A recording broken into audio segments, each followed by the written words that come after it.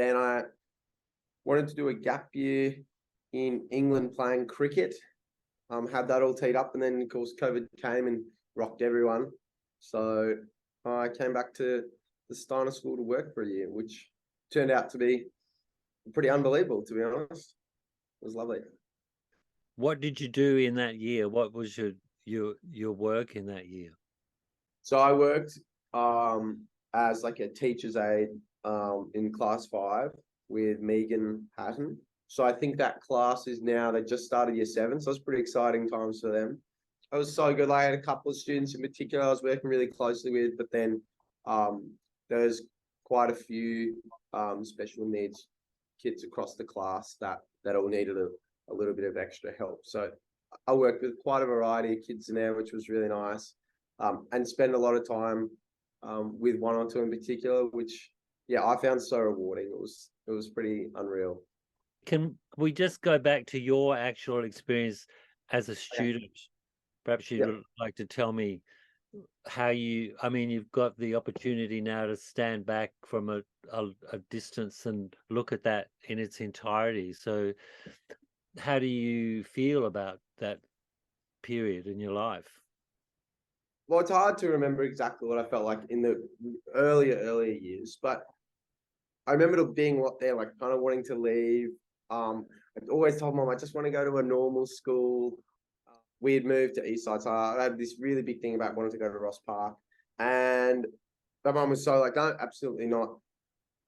You were staying there." So I got a bit frustrated about that. But looking back after I'd come back and worked there, especially, but even when I was had actually gone to St. Philip's, and learnt like what these other guys had done in primary school.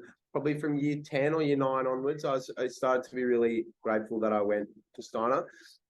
But I think the part that hit hardest was right before I went to Steiner. I actually worked 3 weeks at Ross Park, as in exactly the same role in a year 3 class. And just watching what they did, like these year 3 kids, always on iPads and computers doing all their work, really hit me there. And I was so happy that I didn't have to do that. I got to get all the experiences that you do at Steiner, which was really funny because, throughout when I was actually at Steiner, there was so many times where I didn't really want to be there as much. I just wanted to be a normal kid at a normal school.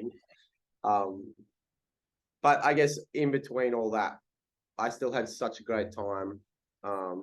I loved all the creative side, even though it was one of the things that seemed to, set Steiner apart. I also really enjoyed like the drawing, the painting. I actually really loved. And there was also a tinge of sadness going back and looking at what the year 7s and 8s were doing there. I was so ready to leave Steiner in year 6, and I really liked my time at Saints. But yeah, looking at what they got to do, I was really jealous going back and seeing that. So there was a bit of sadness that I never got to be able to do that. But I'm still pretty grateful that I was there for 8 years. So I can't really complain. That's a really interesting story. And your mum dug her heels in. She must have really believed in that education. She really did. And like full credit to her as well, because my dad, I was saying that, and my dad was on board with what I was saying as well. He was all for us going to a different school. So yeah, for mum to just kind of be like, nah, really dig her heels in. She must have believed in the system so much that she was able to cop a lot of stick for a lot of years. And so it was really nice to tell her later on, especially when I went back, that I was really happy that she forced me through it, because I was really grateful that I went. So had to give full credit to her.